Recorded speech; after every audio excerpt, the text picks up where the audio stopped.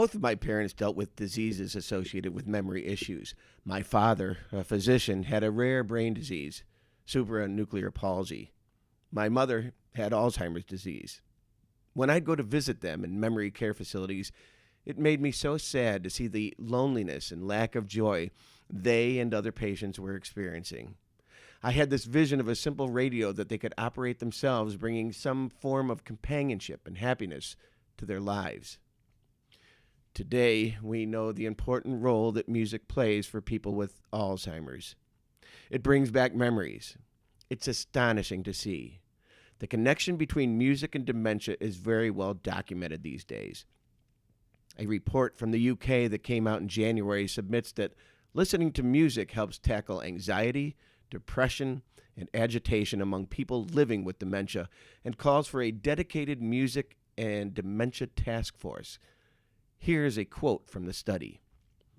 Music is not a nice add-on. It has tangible, evidence-based benefits and reaches out beyond the home to the care sector, hospitals, hospices, and across the wider community. Music is not only a benefit to the patient, but also the caregiver. A calm patient means a calm caregiver.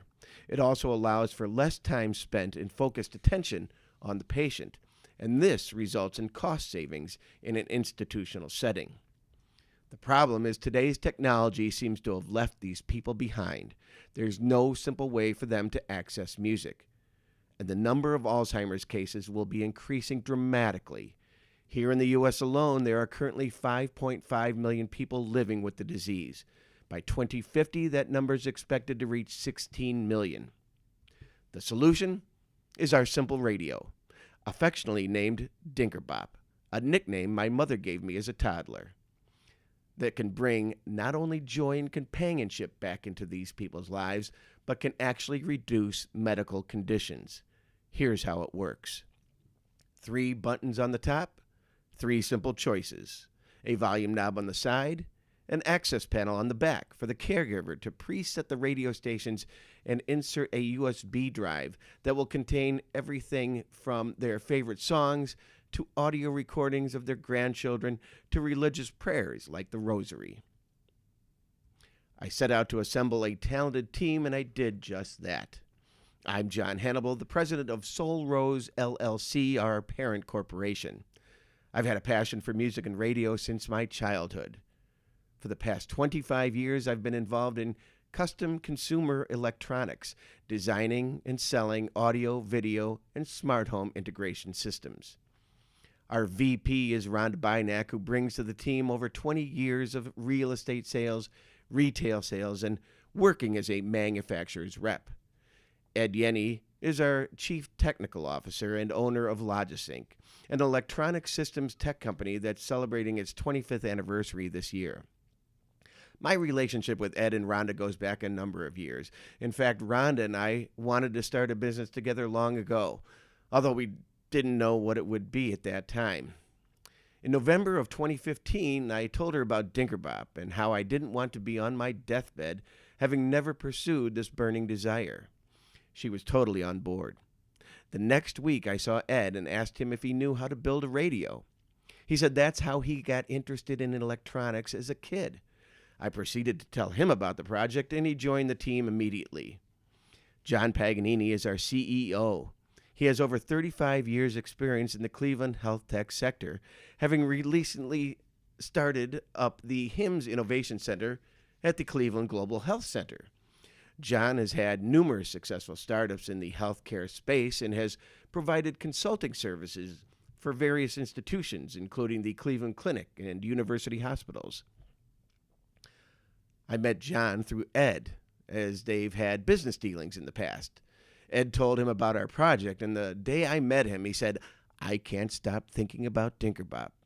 Well, he soon joined the team. We want DinkerBop to be a Cleveland-centric company. We have offices in the Terminal Tower to make that point. We're legally represented by 2 downtown law firms, Calfee for our corporation, and our patent attorney is Tiroli, Sondheim, Covell, and Tomino. Yes, we have patents in process for what we're calling the connected DinkerBop. We have a vision and roadmap for the future beyond the simple radio, in which it becomes a healthcare device.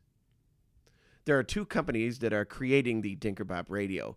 SmartShape is our industrial design firm located in downtown Cleveland. Ed's company, Logis Inc., located in Avon, is designing the electronic side of things. Together, SmartShape and Logis Inc. have brought consumer and business products to market. They have a successful track record. We can build the radio, and we're very close to having the working models in production with finalized schematics in both the industrial and electronics design. And we have a complete bill of materials. We are in the seed round funding stage in order to create 12 working models for the purpose of beta testing in both home and institutional settings. We have at least 3 care facilities waiting and ready to test the DinkerBop Radio. We'll also use a working model to generate institutional sales. There will be interest from hospital and care facilities to purchase the radio in bulk, a DinkerBop in every room, as it were. In fact, that idea was suggested to us by the owner of a local memory care facility, confirming our belief. At the same time, we'll create social media marketing for consumer pre-orders.